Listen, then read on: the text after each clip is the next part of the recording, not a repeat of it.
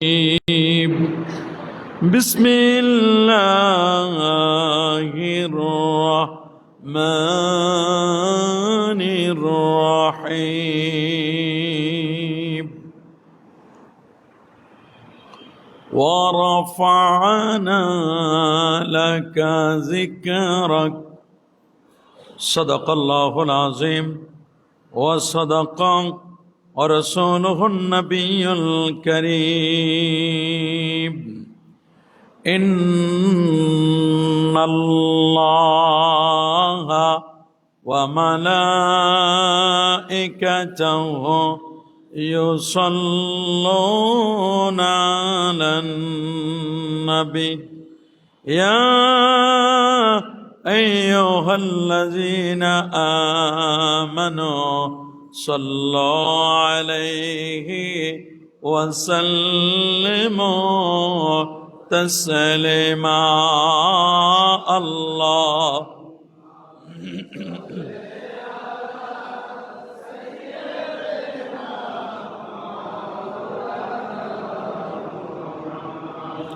وعلى آل سيدنا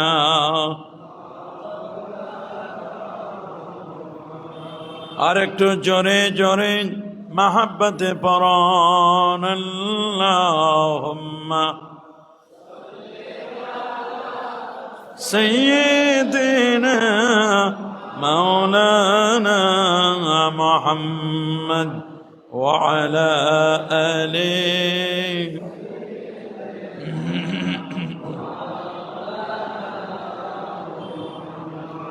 এ দুনিয়া পরে থাকবে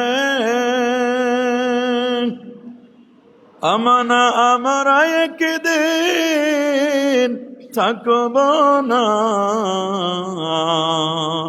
সবাই যেদিন ভুলে যাবে নবীজি আপনি ভুলিবেন না আল্লাহ سيدنا مولانا محمد وعلى آله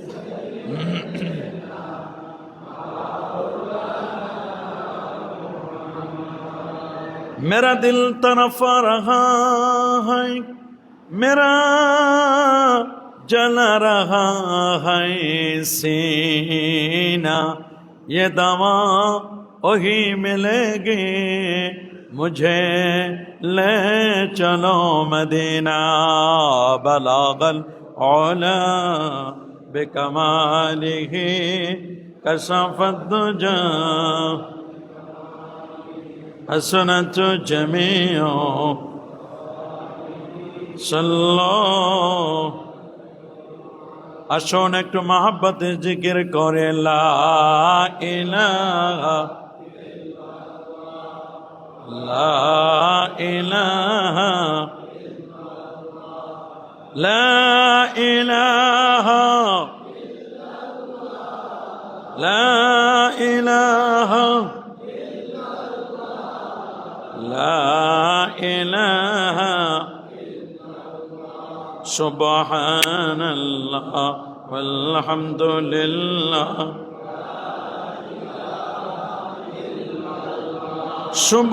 subhanallah walhamdulillah la ilaha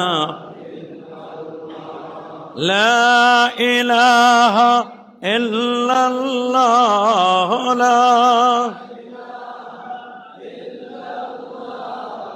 la ilaha حسبي ربي جل الله حسبي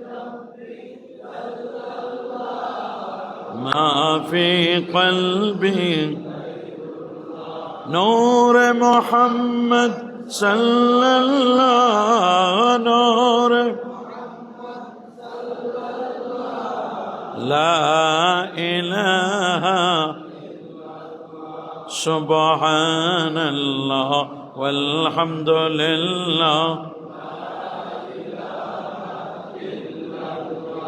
লা ইলাহা ইল্লাল্লাহু মুহাম্মাদুর রাসূলুল্লাহ সাল্লাল্লাহু আলাইহি ওয়াসাল্লাম। হাজরাত, উলামায়ে কেরাম, শ্রদ্ধাভাজন মুসল্লিয়ান এজাম, আল্লাহ পাকের দরবারে লাখো কোটি শুকর যে মহান মালিক আজকের এই দুর্যোগপূর্ণ আবহাওয়ায় পৃথিবীর শ্রেষ্ঠতম জায়গা আল্লাহর ঘর মসজিদে এসে তার দরবারে সাজদা করবার, তার দরবারে কিছু প্রার্থনা করবার সুযোগটুকু এনায়েত করলেন। কালিমাতুশ শুকর আদায় করে আমরা সবাই একবার পড়ছি আলহামদুলিল্লাহ। লাখো কোটি, তার চার অনেক অনেক গুণ বেশি দরুদ আর সালাম পেশ করছি প্যারা নবী রসুল করিম সাল্লাল্লাহু আলাইহি ওয়াসাল্লামের কদম মোবারকায় বিনা দরখাস্তে যে নবীর উম্মত হতে পেরেছি। আসুন আরেকটি বার শুকরিয়া আদায় করে পড়ে নিচ্ছি আলহামদুলিল্লাহ। গত জুমায় আমরা আলোচনা করেছিলাম সুন্নাতে রাসূল সাল্লাল্লাহু আলাইহি ওয়াসাল্লাম ও আধুনিক বিজ্ঞান। নবীজির প্রতিটি সুন্নত আমাদের জন্য দুনিয়া এবং আখিরাতের নাজাতের সোপান।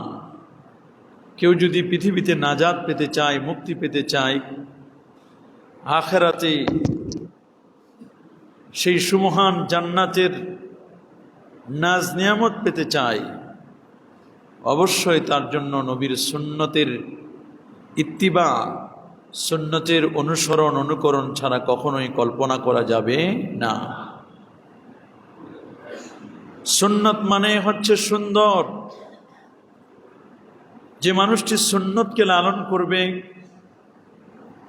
তার গোটা জীবনটি সুন্দর হবে।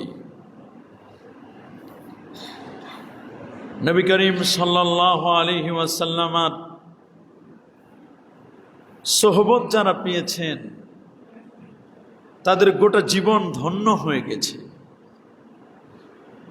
আল্লাহ নবীর সোহবত একটি মুহূর্ত, একটি মিনিট সোহবতের কারণে তার জীবন পরিবর্তন হয়ে গেছে। তবে আমাদের নবীকে সবাই সমানভাবে দেখে না। কেউ দেখে আবু জেহেলের আয়নায়, আর আমার রসুলকে কেউ দেখেন আবু বকর সিদ্দিক রাদিয়াল্লাহু তাআলা আনহুর আয়নায়। যারা আমার রসুলকে সিদ্দিকে আকবর রাদিয়াল্লাহু তাআলা আনহু, ফারুকে আজম, হযরত উসমান জিন্নুরাইন, আলী মুরতাদা রাদিয়াল্লাহু তাআলা, সাহাবায়ে কেরাম, হযরত ওয়াইস আল কারানি, খায়রুত তাবিন, আশিকে রসুলদের আয়নায়, আশিকে রসুলদের চশমায় যারা দেখে তাদের কাছে নবীর চেয়ে প্রিয় আর কিছুই হতে পারে না। আর যারা আবু জেহেলের চোখে দেখে তারা তো নবীকে সহ্য করতে পারে না, নবীর কথা ভালো লাগে না, নবীর সম্মানের কথা শুনলে এদের শরীরে জ্বালা পোড়া শুরু হয়ে যায়। আল্লাহ নবী যে কত মহান। গতকালকে একটি হাদিস পড়লাম, হাদিসটি সহিহ বুখারীর 77 নম্বর হাদিস। হযরত মাহমুদ ইবনুর রাবি, বিখ্যাত সাহাবী, আল্লাহ নবীর ইন্তেকালের সময় তার বয়স খুব বেশি ছিল না। তিনি মাত্র 5 বছর বয়সে রাসূলুল্লাহর কাছে গিয়েছিলেন। মাত্র 5 বছর, ছোট বাচ্চা। সুবহানাল্লাহ বলেন। তিনি বলেন, আকালতু মিনান নবী সাল্লাল্লাহু আলাইহি ওয়াসাল্লাম মাজ্জাতান মাজ্জাহা ফি ওয়াজহি ওয়া আনা ইবনু 5 সিনিনা মিন দালবিন। তার মানে আমাদের ঘরে যখন রাসূলুল্লাহ আসলেন, আমি তো ছোট বাচ্চা, আমি খালি রসুলের চতুর্দিকে শুধু ঘোরা শুরু করছি। দেখি তো হুজুরের মোহরের নবুয়ত কই, হুজুরের চেহারাটা কেমন, হুজুরের চোখগুলো কেমন, মাথাটা কেমন। উনি বলে আমি ছোট মানুষ, খালি চতুর্দিকে খালি ঘুরি, খালি ছোট বাচ্চা দেখেন না, নতুন মেহমান আসলে খালি কেমন করে। 5 বছরের বাচ্চা। বলেন আমার বাসায় আল্লাহ নবীকে আমার আব্বাজান উজু করার জন্য পানি দিল। আমি ছোট মানুষ তো ঘোরাঘুরি করতেছি, নবীজি যখন হুজুর পানিটা যখন কুলি করবে মুখে নিচে, হুজুর কুলি করে ফেলবেন, আর আমি ছোট মানুষ তো লাভ দিয়ে আমি হুজুরের সামনে চলে আসছি। তো হুজুরে বুঝতে পারে নাই যে আমি এত তাড়াতাড়ি চলে আসবো, যে নবীজির কুলি মোবারকটা এটা আমার পুরো চেহারার মধ্যে পড়ে গেছে। আল্লাহু আকবার বলে। ছোট মানুষ তো, রাসূলুল্লাহর কুলি মোবারকটা আমার চেহারাটার মধ্যে পুরোটাই পড়ছে। সাহাবী মাহমুদ ইবনুর রবি উনি বলেন আমার জীবনটা এত ধন্য, ছোটকালে তো বুঝি নাই, 5 বছর বয়সে রাসূলুল্লাহর যে কুলি মোবারক আমার চেহারাটায় পড়ছে, উনি বলেন গনায় গনায় 80টা বছর আমার চলে গেল। কত বছর? 80টি বছর আমার চলে গেল। আমার সব দেহের অঙ্গ প্রত্যঙ্গ গুলো বয়োবৃদ্ধ মানুষ হলে যেমন হয় সব ঠিক হয়েছে, কিন্তু 5 বছর বয়সে আল্লাহর হাবিব যে আমার চেহারায় কুলি করে দিয়েছেন, আমার 5 বছরের চেহারা ওইটা কোনো পরিবর্তন হয় নাই, বুড়ো হয়ে গেছে, তবুও শিশু সুলভ চেহারাটা ওই রকমই ছিল। পুরো বডি আমার বুড়ো হয়েছে আমি, কিন্তু যে চেহারায় আমার রাসূলের কুলি মোবারক, নবীজির ভিতরের পানিগুলো আমার চেহারাটার মধ্যে পড়েছে, ওই জায়গাটা আর বুড়ো হয় নাই। পুরো জায়গাটা একটা শিশুর যেমন চেহারা থাকে, 80 বছর বয়সে আমার চেহারাটা মনে হবে, কেউ যদি অন্য কিছু না দেখে শুধু চেহারাটা দেখে, মনে হবে 5 বছরের একটা ছেলে, একটা শিশু। কি পরিমাণ নবীর কুলির মধ্যে বরকত! আল্লাহু আকবার। আগেও একদিন বলেছিলাম, নবী যখন হিজরত করে মদিনা শরীফ যাবেন, মক্কা থেকে মদিনা শরীফের দিকে রওনা করলেন, নবীর প্রচন্ড ক্ষুধা, 3 দিন গারে সাউরে ছিলেন। সুবহানাল্লাহ। নবীজির ক্ষুধা লেগেছে, পিপাসা লেগেছে। ইয়াসরিবের কাছাকাছি নবীজি চলে আসেন। ওই মুহূর্তে নবীজি বললেন, আবু বকর একটু দেখেন তো খাবারের কোনো ব্যবস্থা করা যায় কিনা, একটু পানীয়, একটু বিশ্রাম নেওয়া দরকার। 3টা রাত দিন একটু বিছানায় শুইতে পারলাম না।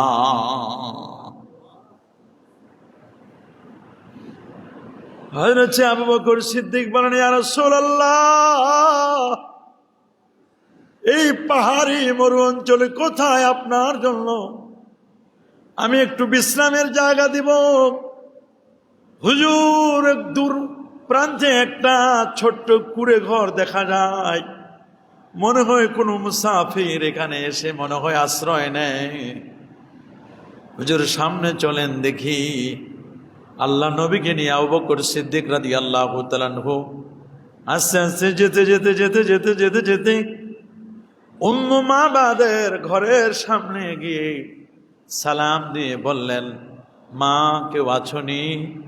ও মা, তোমাদের ঘর থেকে আমি মুসাফিরকে 1 গ্লাস একটু পানি দেওয়া যাবে নি? তোমাদের ঘরে কি কোনো বিছানা নাই? মা, আমার কি কয়েকটি মিনিটের জন্য তোমাদের বিছানায় একটু বিশ্রামের ব্যবস্থা হবে নি? আমার জন্য একটু বিশ্রামের ব্যবস্থা করবে, একটু খাবারের আয়োজন করতে পারবে নি? ঘরের ভিতর থেকে জবাব আসলো, বৃদ্ধা এক মহিলার কণ্ঠ ভেসে আসলো, সহিহ বুখারীর বর্ণনা আসছে, দালাইলুন নবুওয়াত আসছে, উম্মু মাবাদ বৃদ্ধা মহিলা, ঘরের ভিতর থেকে আওয়াজ আছে, মুসাফির তোমাকে দেখতে বড় সুন্দর, তোমার চেয়ে সুন্দর মানুষ আমার জীবনে কত মুসাফির আসলো, কাউরে দেখি নাই, তোমার কণ্ঠটা বড় চমৎকার, তোমার আবেদনটা বড় সুন্দর, তবে আমার বাসায় কোনো খাবার নাই, তোমাকে যদি কিছু খাওয়াতে পারতাম আমার জীবনটা ধন্য হয়ে যেত, যদি বিছানায় একটু জায়গা করে দিতে পারতাম বিশ্রামের জন্য আমার গোটা জীবনটা ধন্য হয়ে যেত। কিন্তু আমার স্বামী নাই, স্বামী সকালবেলা বকরির পাল নিয়ে বের হয়ে গেছে, ঘরে যেহেতু কোনো পুরুষ মানুষ নেই, সুতরাং কোনো বিছানার ব্যবস্থা আমি করতে পারছি না। বলে আচ্ছা তাহলে এক গ্লাস পানি দাও। বলে পানিও নাই, আমাদের ঘরে একটু পানি খাবো, পানিও নাই, অন্য তেমন কোনো খাবার নাই, বিকেলে যদি পানি নিয়ে আসে বিকেল পর্যন্ত অপেক্ষা করে দেখো। না আমার সময় নাই। আল্লাহ নবী দেখলেন উম্মু মাবাদ তার আঙ্গিনায় একটা ছোট্ট বকরির বাচ্চা মুমূর্ষ অবস্থা। সিদ্দিক আকবরকে বলেন অনুমতি চেয়ে নাও, ওই মরা বকরিটারে কিভাবে আমরা ওইটা থেকে দুধ দহন করবো দেখো। উম্মু মাবাদ মহিলাটা অনুমতি দেয় কিনা একটু বলে দেখো।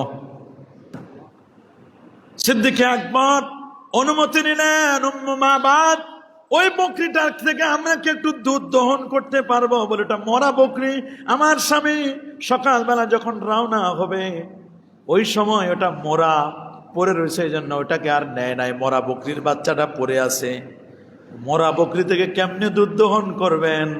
ওটা জান আছে কিনা আমার জানা নেই। বলে তুমি অনুমতি দাও, বাকিটা আমরা করব। নবীজি বলেন বকরির বাচ্চাটাকে নিয়ে আসো। বলে হুজুর নাই, কিচ্ছু নাই, মনে হয় মারা গেছে। পরে দেখলেন সামান্য একটু জানটা আছে, সামান্য একটু এখনো রক্ত গরম আছে, সামান্য একটু এখনো মরে যায় নাই। নবীজি কি যেন পরে ফু দিলেন, তার দস্ত মোবারক হাতটা লাগাই দিয়ে ওলান, যেখানে ওলানের মধ্যে হাতটা বুলাই দিয়া ছাগলটাকে উল্টায় দিলেন। উল্টায় দেওয়ার পরে এমন একটা ঝাড়া দিল ছাগলের বাচ্চাটা, এক ঝাড়া দেওয়ার কারণে ওলান থেকে টপ টপ করে দুধগুলো পড়তে শুরু করছে। আল্লাহু আকবার। সিদ্দিক আকবর দেখে চোখের পানি রাখতে পারেন নাই। উম্মু মাবাদ ঘরের জানালা দিয়ে দেখে দেখে চোখ থেকে দর দর করে পানি ফেলছে। কোন মুসাফির পেলাম, কোন মেহমান পেলাম, এক গ্লাস খাবারও খাওয়াতে পারলাম না, এক গ্লাস খাবার দিতে পারলাম না, এক গ্লাস পানিও দিতে পারলাম না, এমন কোন মুসাফির আমাদের ঘরে আসলো? আল্লাহু আকবার। কোন মুসাফির আসলো? আমার জীবনটা এত, নিজেকে ধিক্কার জানাচ্ছি। আবু বকর সিদ্দিক রাদিয়াল্লাহু তাআলা আনহুকে বললেন, উম্মে মাবাদের কাছে, মহিলার কাছে যাও, একটা পেয়ালা নিয়ে আসো, পেয়ালা দুধ দহন করবো। উম্মে মাবাদ কোনো পেয়ালা আছে? বলে হ্যাঁ পেয়ালা আছে। পানি নাই? বলে পানি লাগবে না, পেয়ালাটা দাও। খালি পেয়ালাটা দিলেন। খালি পেয়ালাটা দেওয়ার পরে দুধ দহন করলেন। নবীজি আমার খেলেন, সিদ্দিক আকবর খেলেন। বুদাইল গোত্রের দুইজন লোক ছিল, খিররিত বিশেষজ্ঞ, মানচিত্র বিশেষজ্ঞ।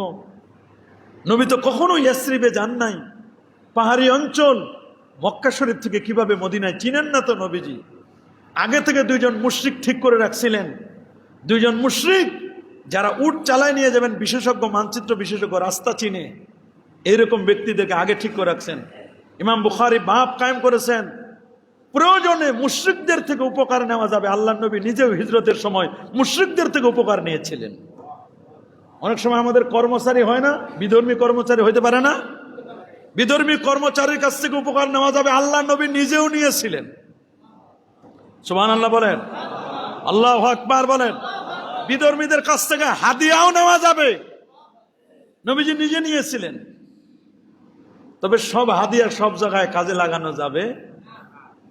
যেমন গত ঈদে মিলাদুন নবীর মাহফিলে এক হিন্দু ভাই, হিন্দু আর কি, হিন্দু অমুসলিম সে আমাদের মাহফিলে 500 টাকা দেওয়ার জন্য নিয়ত করছে। এখন আমার একজন মুসল্লি জিজ্ঞেস করছে, হুজুর নেওয়া যাবে কিনা? আমি বললাম, নবীর জন্মে খুশি হয়ে আবুল আহাব কাট্টা কাফের, সে যদি খুশি হইতে পারে, তো এরকম অমুসলিম খুশি হয়ে দিছে, নিয়ে নেন। এটাও তো তার ঈমান গ্রহণের উসিলা হতে পারে। কি বলেন, পারে না?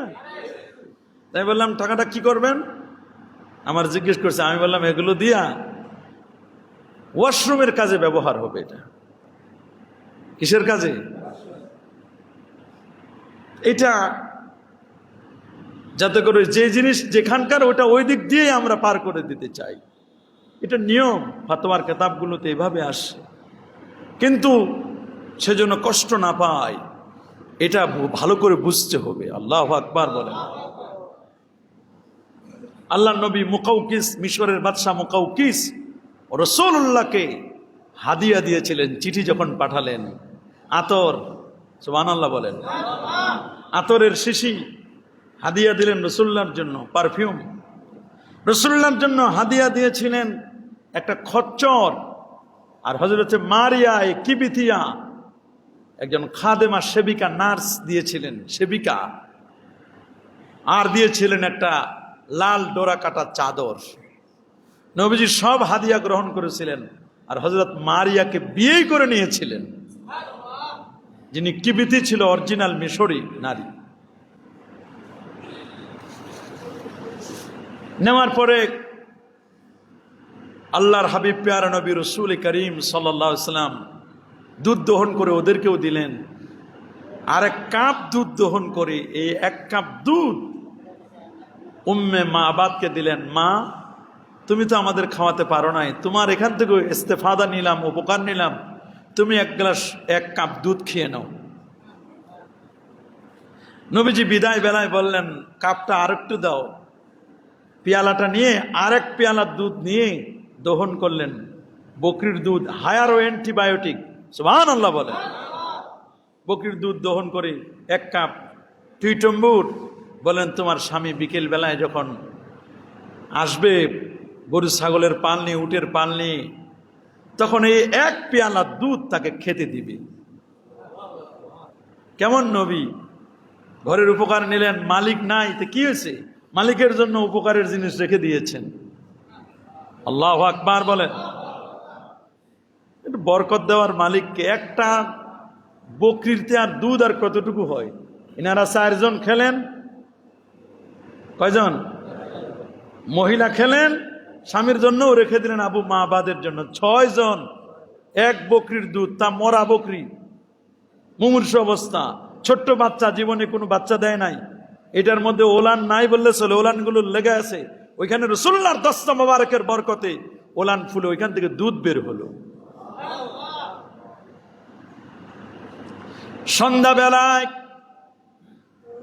আবু মাবাদ যখন আসলো, আবু মাবাদ আসার পরে ঘরের ভিতরে ঢোকার প্রয়োজন হয় নাই, বাহির থেকে বলতেছে, রে উম্মু মাবাদ, আমাদের ঘরে আজকে কে এসেছিল বলো?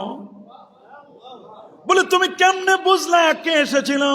বলে, না, ঘরের চতুর্দিকে সবুজ হয়ে গেছে, ঘরের মধ্যে আর কোনো অভাব অনটন থাকবে না মনে হচ্ছে, সব পরিবর্তন আমি দেখতে পাচ্ছি। বলে, আমি উম্মু মাবাদ, আমি ঘর থেকে বের হই না, কি দেখলাম? ওই বাহিরে এত সবুজ সুন্দর, আর চতুর্দিকে এত ঘ্রাণ, মনে হয় একজন ভালো মুসাফির এসেছিল। বলো তো, আমার একটু বলো তো, বর্ণনাটা দাও তো, কেমন কেমন কেমন কেমন? বলে, পরে বলবো, আগে নাও 1 কাপ দুধ আগে খেয়ে নাও, দুধটা খেলে বুঝবা কে এসেছিল। আল্লাহু আকবার। আবু মাবাদ দুধের পেয়ালাটা নিয়ে দুধটা খেয়ে প্রাণটা তৃপ্ত হলো। স্ত্রীকে বললেন, বলো, এই দুধ কোথায় পেলে? দুধ দেওয়ার মতো তো কেউ নেই, পানিও তো নেই, কেমনে দুধ পেলে? কে তোমাকে এটা দিল? তুমি কি আবার কনভার্ট হয়ে গেলে নাকি? কি হয়েছে তোমার বলো? কোনো কিছু তো, বকরিও নাই, কিচ্ছু নাই, কে তোমাকে দুধ দহন করে দিল? তুমি তো দুধ দহন করতেও পারো না। বলে, সকালবেলা তুমি যেই বকরির বাচ্চাটাকে মরা হিসাবে রেখে গেছিলে, ওই মুসাফির এসে মরা বকরিটাকে জিন্দা করে দুধ দহন করাইছে। বলে কে কে ছিল? বলে ওনার সাথে একজন ছিল, দুইজনই সুন্দর, তবে একজন এত সুন্দর এটা আমি বর্ণনা করে শেষ করতে পারবো না। আল্লাহু আকবার বলে। আর দুইজন অন্য ধর্মের, ওরা উটের উপরে ছিল, ওদের নিয়ে কোনো কথা নাই, কথা এই দুইজনকে নিয়ে। কপালটা এত সুন্দর, চেহারাটা এত সুন্দর, এইরকম মানুষ আমার জীবনে আমি কাউরে দেখি নাই। আবু মাহবাদ বলল, শোনো, আমার বুঝতে বাকি নাই, এই দিনের জন্য আমি অপেক্ষা করছিলাম। আমি ওয়াদা দিচ্ছি আগামীকাল থেকে আর বকরি চড়াতে যাওয়ার লাগবে না। আমাদের পরিবারে এত বরকত হবে, এত বরকত হবে। তবে শর্ত হলো, যেই নবী এসেছিলেন, যিনি এসেছিলেন তার কথা তাওরাতে আছে, জবুরে আছে, প্রস্তুতি নাও, সেই নবীর হাতে হাত রেখে আমরা কালেমা পড়ে মুসলমান হব। আল্লাহু আকবার। মুসলমান হব, কালেমা পড়ে মুসলমান হব। বলে আমাকে একটা সপ্তাহ সময় দাও, চেহারাটা আমার তো খালি, এই চেহারা আমি জীবনে ভুলতে পারবো না। এইরকম মানুষ আমি কখনো দেখি নাই। বলে তুমি আমার একটু একটু করে বর্ণনা দাও। একটু একটু করে বর্ণনা দেয়, আর আবু মাহবাদ চোখের পানি ছেড়ে ছেড়ে কাঁদেন। এক সপ্তাহ হতে না হতে আল বিদায়া ওয়ান নিহায়ার মধ্যে আল্লামা ইমাদউদ্দিন ইবনে কাসির রাহমাতুল্লাহ আলাইহি প্রমাণ করেছেন, ওরা গিয়ে মদিনায় আমার রাসূলুল্লাহর হাতে হাত রেখে কালেমা পড়েছেন। কালেমা পড়ে যখন আসলো, জুওলজিস্ট যারা, প্রাণী জগৎ নিয়ে যারা গবেষণা করেন, তারা বলেন একটা বকরি বাঁচে 7 বছর। একটা বকরি বাঁচে কয় বছর বলেন না? কত? 7 বছর একটা বকরি বাঁচতে পারে, এর বেশি বেশি বাঁচে না। সর্বোচ্চ বাঁচলে 7 বছর। কত বছর? একটা বকরি 7 বছর বাঁচে। কিন্তু আল্লাহ নবীর দস্তা মোবারকের বদৌলতে নবীজির হাতটা যেখানে লেগেছিল, হাতটা লাগার কারণে আবু মাহবাদ বলে, আমার রাসূল যে বকরিটাতে, মরা বকরিটা, মুমূর্ষ বকরিটাকে জিন্দা করে দিয়েছিলেন, ওই বকরিটা একটানা 30 বছর বাচ্চা দিয়েছে। 30 বছর ওইভাবেই বেঁচেছিল। আল্লাহু আকবার, আল্লাহু আকবার।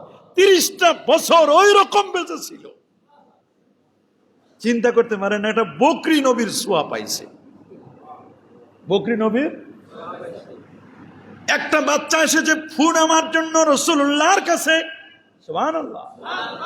নবীর কাছে ফু নামার জন্য আসে। আমার নবী তার সামনের চুলগুলো ধরছেন, চুলগুলো ধরে একটা ফু দিছেন, ফু। উনি বুড়ো হয়ে গেলেন, 111 বছর হায়াত পাওয়ার পরও সব সাদা হয়ে গেছে। আল্লাহ নবী যেখানে চুলগুলো ধরছিলেন, ওই চুলগুলো ওই রকম কুচকুচে কালোই আছে। কি বরকত নবী! আল্লাহু আকবার, আল্লাহু আকবার। আলাউ আল্লাহ আহলাল কুরা আমানু ওয়াত্তাকু লাফাতাহনা আলাইহিম বারাকাতিম মিনাস সামাই ওয়াল আরদ। আল্লাহু আকবার। বারাকাতিম মিনাস সামাই ওয়াল আরদ। আসমান জমিনের বরকত পেতে হলে লাগবে ঈমান, লাগবে তাকওয়া। বলেন কি লাগবে? ঈমান এবং তাকওয়া। আমাদের সন্তানদেরকেও শিক্ষা দিতে হবে, শুধু নিজে শিখলে হবে না। ধর্মপ্রাণ মানুষের সন্তানরা, আমরা যারা মুসলিম, আমাদের সন্তানরা কি পড়াশোনা করবে, আমাদের সন্তানরা কি পড়বে, এটা ঠিক করতেছে এখন চিহ্নিত ধর্মবিদ্বেষী যারা, তাদেরকে, ধর্মবিদ্বেষীদেরকে শিক্ষা কার্যক্রমে অ্যাড করে দিয়ে আমার মুসলমানের সন্তানরা কি পড়বে, তারা করবে সিলেবাস। নিজেরা অন্ধ, নিজেরা জাহেল, নিজেরা বুঝে না, ইসলাম সম্পর্কে কোনো ধারণা নাই। শিক্ষিত হতে পারে, আসলে প্রকৃত শিক্ষিত তারা নয়। যার সিনায় আল্লাহর কোরআন নাই, যার সিনায় নবীর প্রেম নাই, যার সিনায় নবীর সুন্নাহর জ্ঞান নাই, ওর সিনাটা তো শয়তানের ঘর। হোক তোমার যত পিএইচডি ডিগ্রি, যত এমফিল ডিগ্রি, যত বড় তুমি শায়েখ হও, যত বড় পণ্ডিত হও না কেন, তুমি নিজেকে দাবি করতে পারো অনেক শিক্ষিত, কিন্তু তারপরেও তো এত শিক্ষিত হয়েও নিজের মা বাবাকে বৃদ্ধাশ্রমে রেখে আসো। কি দাম তোমার এই শিক্ষিতের? কি দাম তোমার এই সার্টিফিকেটের? দুঃখ লাগলো গত কয়েকদিন আগে যে প্রজ্ঞাপন জারি করেছে শিক্ষা কমিশনের, সব ধর্মবিদ্বেষীদেরকে রাখা হয়েছে, কোন আলেমকে জায়গা দেওয়া হয় নাই। শিক্ষা উপদেষ্টাকে ব্যর্থ কণ্ঠে বলে দিতে চাই, যদি এদেশের শিক্ষা, মুসলমানের শিক্ষা, মুসলিমের সন্তানরা কি পড়বে, কি জানবে, কি বুঝবে, তার সংস্কৃতি কি হবে, এটা ঠিক করবে আলেমদেরকেও সেই শিক্ষা কমিশনে রাখতে হবে। এত সোজা নয়। যদি এমনটি করে না হয়, শহীদদের রক্তের সাথে গাদ্দারি করা হবে, বেঈমানি করা হবে। সাবধান, সাবধান হয়ে যান, সাবধান হয়ে যান। আলেম ওলামাদের পরামর্শক্রমে, হক্কানি আলেম ওলামা, কোরআন সুন্নাহর নলেজ আছে, এরকম বুঝে শুনে শিক্ষা কমিশনের 12 জন কমিটির যদি 10 জন তাদের থাকে, আলেমদের থেকে 2 জন প্রতিনিধি নিতে হবে। যা ইচ্ছে যেমন চাই তাই শিখাবেন, এটা বাংলাদেশে আর সুযোগ নাই। কথা বলেন। একডুম বাগডুম ঘোড়ার ডিম সাজে, ঢাক ঢোল সারাদিন বাজে। বাঁচতে বাঁচতে কমলা ভুলে গেছেন, কেউ বিদেশে চলে গেছেন, আর বাঁচতে দেওয়া যাবে না, আর বাজা যাবে না। আমার রাসূল বলেন, আমি এগুলোর জন্য এসেছি, এগুলোকে ধ্বংস করার জন্য। গান, বাদ্য, ঢোল, তবলা এগুলো ধ্বংসের জন্য আমি রাসূল এসেছি। কথা বলেন। এটা আপনাকে বুঝতে হবে, এটা আপনাকে বুঝতে হবে। এজন্য আমরা কারো শত্রু নয়, আমরা রাজনীতির সাথে আমাদের কোনো সম্পৃক্ততা নেই। আমরা কখনো চেয়ার দখল করতে চাই না। চেয়ারের মধ্যে যদি কোনো ময়লা থাকে, আবর্জনা থাকে, সেই ময়লা আবর্জনা পরিষ্কার করতে চাই। আমরা খাদেম হতে চাই, আমরা ঝাড়ুদার হতে চাই। ওই চেয়ারে যদি কোনো ধরনের ময়লা থাকে, ওই ময়লা আমরা ঝাড়ু দিয়ে পরিষ্কার করতে চাই, অন্য কিছু চাই না আমরা। তবে দেশ গড়ার জন্য দেশে ওই রকম যোগ্য ব্যক্তি দরকার, যারা যারা শিক্ষিত হবে, শিক্ষিত হওয়ার সাথে সাথে হিউম্যানিটি, মানবতাও শিখবে। আল্লাহু আকবার বলেন। আপনাদের তথাকথিত মানবতা বলতে যা বুঝান আপনারা, ওই মানবতার এখন আমরা বুঝি না। মনে রাখবেন, প্রত্যেকটি স্কুল, কলেজ, ইউনিভার্সিটিতে আমার নবীর বায়োগ্রাফি, নবীর জীবনে আবশ্যক করতে হবে। যে দেশের 90% মুসলমান, 90% জন মুসলমান, সেই দেশের মুসলমানের সন্তানেরা কোরআন শিখবে না, হাদিস শিখবে না, আমার নবীর জীবনী পড়বে না, নবীর মার নাম, বাবার নাম জানবে না, তুমি কেমন মুসলমানের ছেলে? যে দেশের সন্তানরা নামাজের আরকান হাকাম চিনবে না, নামাজের ওয়াজিব চিনবে না, সুন্নত চিনবে না, তরিকা চিনবে না, তাসাউফ চিনবে না, কি চিনবে তারা? কবরে যাওয়ার সময় তো ঠিকই এগুলো নিয়ে চর্চা করা হয়, আলেমদেরকে ডাকা হয়। এজন্য আমরা বলবো, শিক্ষা কমিশন থেকে যখন শিক্ষকদের সবার সমাবেশে যখন একত্রিত করা হবে, কি শিক্ষা দিবে, এক্ষেত্রে আলেমদের সুপারিশটাও নিতে হবে, আমাদের সুপারিশ নিতে হবে। যারা সিনিয়র আলেম আলেম আছেন, যারা বুঝেন, আমরা ছোট মানুষ, যারা বুঝেন, যারা জানেন, যারা শুনেন, যারা দেশ বিদেশের খবর রাখেন, তাদেরকে বুঝতে হবে যে না, শিক্ষা কমিশনে শিক্ষা পাঠ্যক্রম কি হবে, এটা আলেম ওলামাদের থেকে প্রতিনিধি নিয়ে তাদের থেকে পরামর্শ নিতে হবে। কারণ এ দেশ গড়ার পিছনে, এদেশের স্বাধীনতা সার্বভৌমত্বের জন্য আলেম ওলামারা কোনো অংশে পিছে নয়। কি বলেন, পিছনে নাকি? কোনো অংশে পিছে নয়। এদেশের 3.5 লক্ষ মসজিদ আছে, আমাদের পার্লামেন্টে যাওয়ার সুযোগ নাই, তবে মসজিদের মিম্বারের পার্লামেন্টে বসার সুযোগ আমাদের আছে। আমাদের সংসদ সদস্যদের সামনে কথা বলার যোগ্যতা নাই। আমি মনে করি আপনারা প্রত্যেকে এক একজন সংসদ সদস্য, এটা আমাদের আছে। আমাদের কথা কেউ শোনক আর না শোনক, তবে আমরা আমাদের দায়িত্ব পালন করে যাব ইনশাআল্লাহ। আমরা কখনো আমাদের দায়িত্ব থেকে পিছপা হব না। আমি আল্লাহর সামনে আসামির কাঠগড়ায় দাঁড়াতে চাই না। আপনাদেরকে বলে দিলাম, আমি অবশ্য আমাদের কথাগুলো অফলাইন, অনলাইন, মিডিয়া সহ গোয়েন্দা সংস্থাগুলো আমাদের কথাগুলো রেকর্ড করেন। এই মসজিদের প্রত্যেকটি কথা গোয়েন্দা সংস্থা রেকর্ড করেন, এটা আমাদের নলেজে আছে। এই কথাগুলো যেন উপদেষ্টাদের কাছে আমাদের কথাগুলো যেন পৌঁছে দেন, এটা আমাদের দাবি থাকবে। কারোর সাথে আমাদের কোনো শত্রুতা নেই। দেশ আমার ভালো চললে হয়, আমার দেশ যেন ভালো চলে, এটা আমরা চাই। মানুষের জানমালের নিরাপত্তা চাই। কথা বলেন। তবে গড়তে সময় লাগবে, ভাঙতে সময় লাগে না, গড়তে সময় লাগে। বলেন, ভাঙতে সময় লাগে না, গড়তে সময় লাগে। সময় আমরা দিচ্ছি, কিন্তু এমন কিছু করবেন না যাতে করে ওই আগের যেই লাউ সেই কদু যেন না হয়। এটা মনে রাখবেন। মানুষ কিন্তু সব স্মরণ করে, মানুষ কিন্তু সব স্মরণ করে।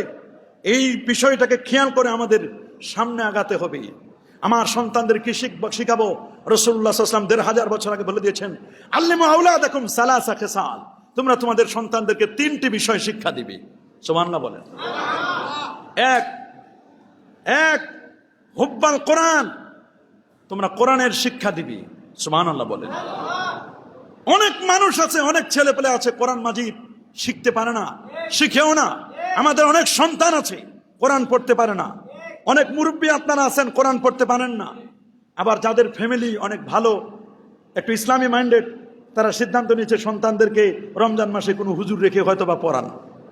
তা হুজুর রাখেন, এমনি যিনি বিসিএস, এমনি যখন এমবিবিএস, আরো যত পড়ান এগুলোতে, এগুলোর যখন প্রাইভেট দেন, শিক্ষক যখন নেন, তখন এক একজনের বেতন হয় ৮,০০০, ১০,০০০।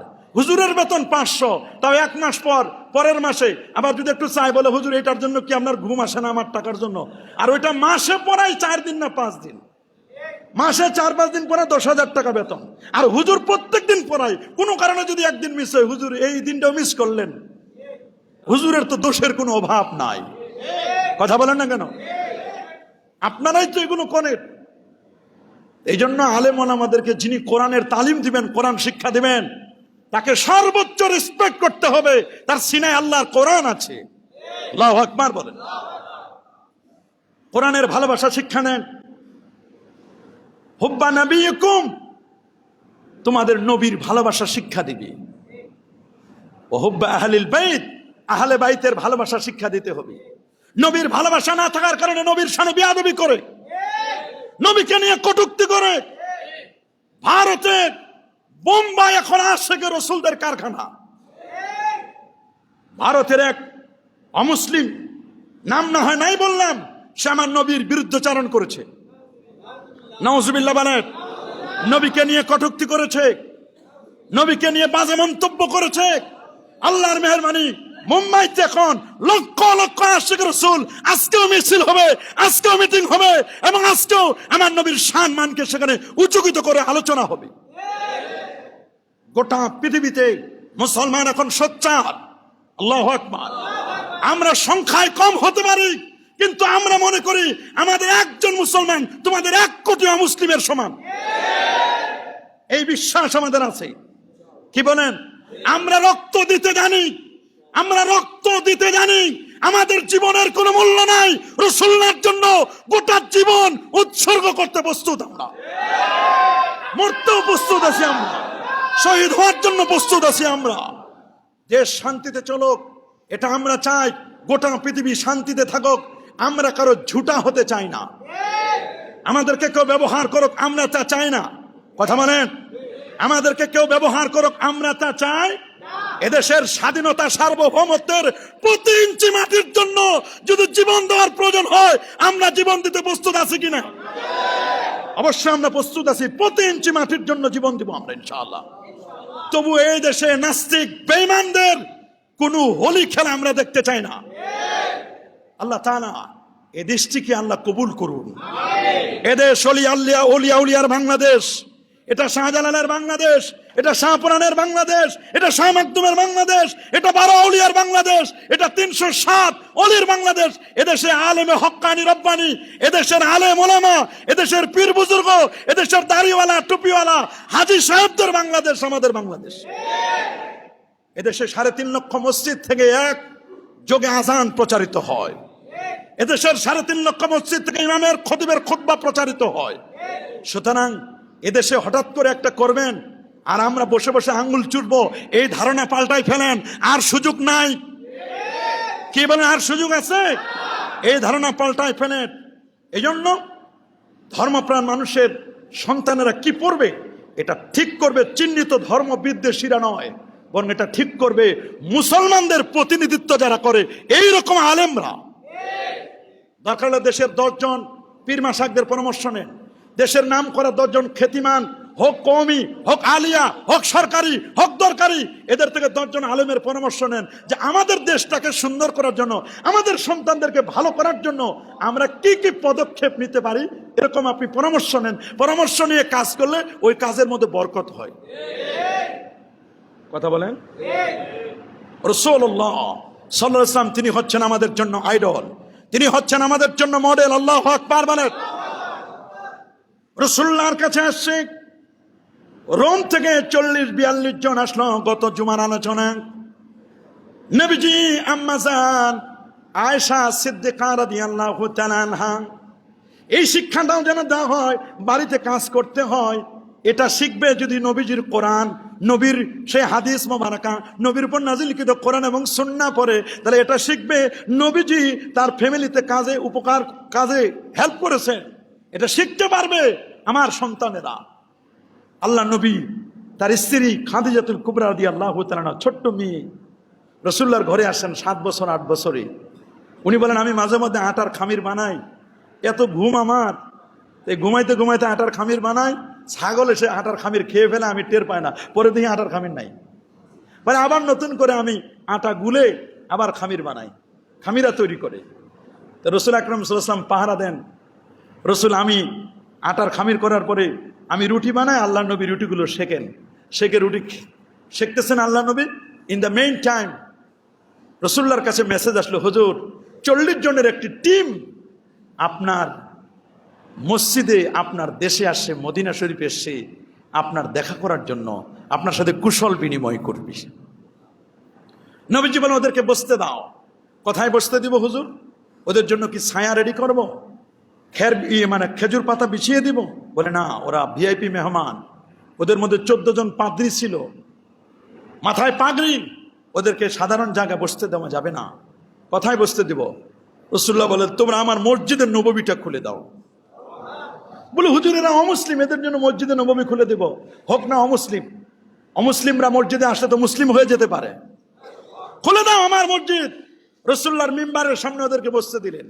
কিছুক্ষণ পরে আমার রাসূল প্রতিনিধি দলের সাথে সাক্ষাৎ করার জন্য এরকম আবা পড়তেন। আবা, আমার গায়ে যেটা দেখছেন না আবা, এগুলো নবীজি যখন খুতবা দিতেন, নবী যখন কোনো ডেলিগেটেড পার্সনের সাথে দেখা সাক্ষাৎ করতেন, তখন নবীজি এরকম আবা রাজকীয় পোশাক পরে নবীজি তাদের সাথে দেখা করতেন। আল্লাহু আকবার।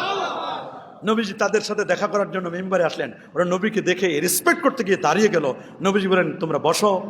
বসার পরে ওরা এক একজন পরিচয় দিলেন। একজন মহাকাশের বিজ্ঞানী, কেউ চাঁদের বিজ্ঞানী, এক একজন, কেউ এমব্রিওলজিক্যাল সায়েন্স, কেউ জিওলজিস্ট, এরকম এক একজন এক এক রকমের পরিচয় দিলেন। আর আমার রাসূল পরিচয় দিলেন, আনা মুহাম্মদ ইবনে আব্দুল্লাহ ইবনে আব্দুল মুত্তালিব।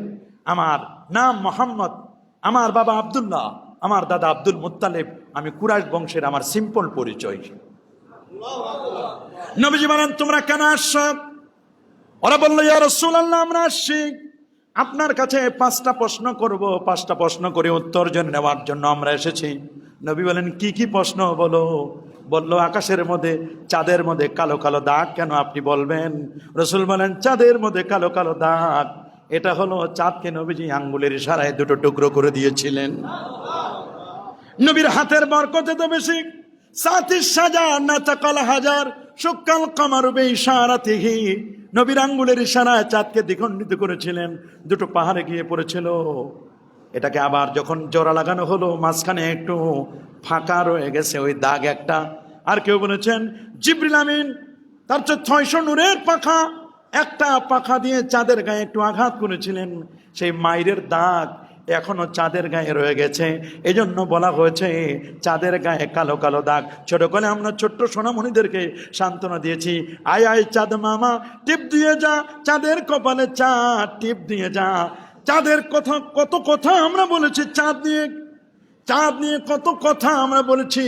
চাঁদ, চাঁদের নামে আল্লাহ কোরআনে একটা সূরা দিলেন, সূরাতুল কমার। বলেন কি নাম? ইকতারাবাতিস সাআ ওয়ানশাক্কাল কামার। চাঁদের নামে সূরা দিলেন আল্লাহ তাআলা, চাঁদের নামে সূরা। আর বললেন চাঁদ, কেউ কেউ চাঁদকে মামা বলে, চাঁদ মামা। কি বলে? ছোট বাচ্চাদেরকে সান্ত্বনা দেওয়ার জন্য কি বলে?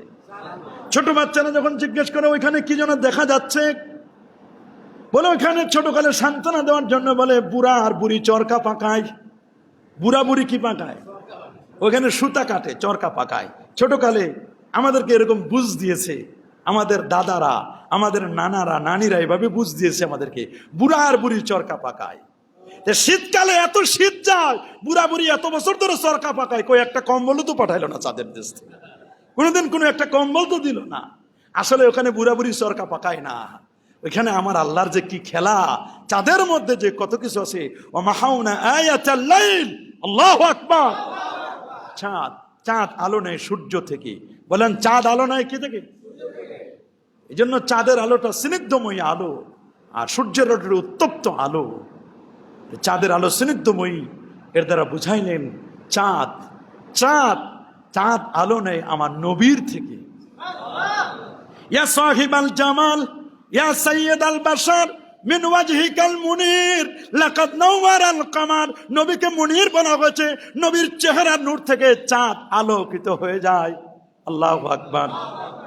নবী প্রশ্নের উত্তর দিলেন, চাঁদের আলো কেন, কালো কালো দাগ কেন বলে দিলেন। নবীকে প্রশ্ন করলেন, ইয়া রাসূলুল্লাহ আপনি বলবেন, একটা মানুষের হার্টের প্রবলেম হলে হার্ট প্রবলেম সলভ করব কেমনি? নবী বললেন, কারো যদি হার্টের প্রবলেম হয়, এই হার্টের প্রবলেমটা সলভ করার জন্য কয়েকটা সিস্টেম আছে। এক নম্বর হলো তুমি আল্লাহ আল্লাহ জিকির করো। আল্লাহ আল্লাহ জিকির যারা করে, নফি ইসমাতের জিকির যারা করে, তাদের কলবে কোনো ময়লা জমে না, ওদের হার্ট পরিষ্কার থাকে। মরণের সময় তারা কলেমা পড়তে পড়তে মরে। আর যদি কখনো হার্টের প্রবলেম হয়, নবী সহিহ বুখারীর হাদিসের মধ্যে বলে দিয়েছেন, আলাইকুম বিত্তালবিনা, তোমরা তালবিনা খাবে। ফাইন্নাত তালবিনাতা মুজিম্মাতুল লিফুয়াদিল মারিদ। তালবিনা খাইলে মুজিম্মাতুল লিফুয়াদ, হার্ট শক্তিশালী হয়, কলব শক্তিশালী হয়, তোমার কলবটা পরিপক্ক হয়। তুজিম্মু ফুয়াদ আল মারিদ, তুজিম্মু তুকাব্বি, শক্তিশালী করে। ফুয়াদ মানে হার্ট, হাইপারটেনশন দূর হয়ে যায়। কোনো ব্যক্তি যদি তালবিনা খায়, দুটো রোগের মহাঔষধ, একটা হলো হার্টের রোগের মহাঔষধ, আর একটা হলো হাই প্রেশারের মহাঔষধ হলো তালবিনা। বলেন কি নাম? এখন অনেক রেস্টুরেন্টে তালবিনা পাওয়া যায়। তালবিনা নিজে বানানোর জন্য চেষ্টা করবেন। তালবিনা বানাবেন কেমনে? তালবিনা হলে এক গ্লাস গরম দুধ, সর নিয়ে নেবেন, সরটা ফেলে দিবেন।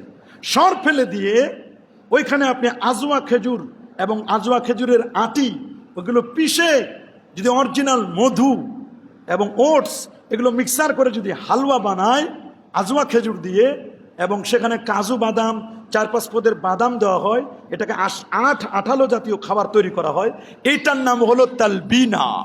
আল্লাহু আকবার। এইরকম যদি কেউ 40 দিন ঘুমানোর আগে তালবিনা খায়, তাহলে তার হার্টের রোগ আর হাই প্রেশার হবে না। আমার রাসূল 1500 বছর আগে তথ্য দিয়ে দিয়েছেন। নবীকে প্রশ্ন করেছে, হার্টের প্রবলেম সলভ করার কি চিকিৎসা? নবী চিকিৎসা দিলেন, চাঁদের গায়ে কালো কালো দাগ কেন, এটাও নবীজি বলে দিলেন। আর বলছেন, ইজা সলুহাত সলুহাল জাসাদু ওয়াইজা ফাসাদাত ফাসাদাল জাসাদু আলা ওয়াহিয়াল কলব। মানব দেহের মধ্যে একটা গোস্তের টুকরা আছে, এটা যদি বিশুদ্ধ হয় সব বিশুদ্ধ, ওটা যদি নষ্ট হয় পুরো দেহটা পচা। আর এটার নাম হচ্ছে কলব। কলবকে বিশুদ্ধ করো। তবে অনেকে কলব খুঁজে পায় না, কেউ খুঁজে মাথায়, কেউ খুঁজে হাঁটুতে। আর আল্লাহ বলেন, লা তামাল কুলুব লা তামাল আবসার ওয়ালাকিন তামাল কুলুব আল্লাতী ফিস সুদূর। আল্লাহ কোরআনে বলেন, তুমি কলব হাঁটুতে খুঁজবা না, মাথায়ও খুঁজবা না। আল্লাহ বলেন আল্লাতী ফিস সুদূর, কলব হলো বাম দুধের 2 আঙ্গুল নিচে, এই জায়গায় কলব। আল্লাহু আকবার। আল্লাহ কোরআনে দেখাই দিলেন। আর তুমি 5 বছর 4 বছর অনার্স করলা আল কোরআনে, 1 বছর মাস্টার্স করলা ইউনিভার্সিটিতে, তারপরও কলব খুঁজে পাও না, আর কবে পাবা খুঁজে? আল্লাহ সবাইকে কলব খুঁজে পাওয়ার তৌফিক দান করুন, বলি আমিন। 2টা প্রশ্নের উত্তর আমরা জানলাম, বাকি আলোচনা আগামী জুমায় হবে। যেহেতু শুক্রবার সবার ব্যস্ততা, সকলে 4 রাকাত কাবলার জুমা আদায় করে নিন।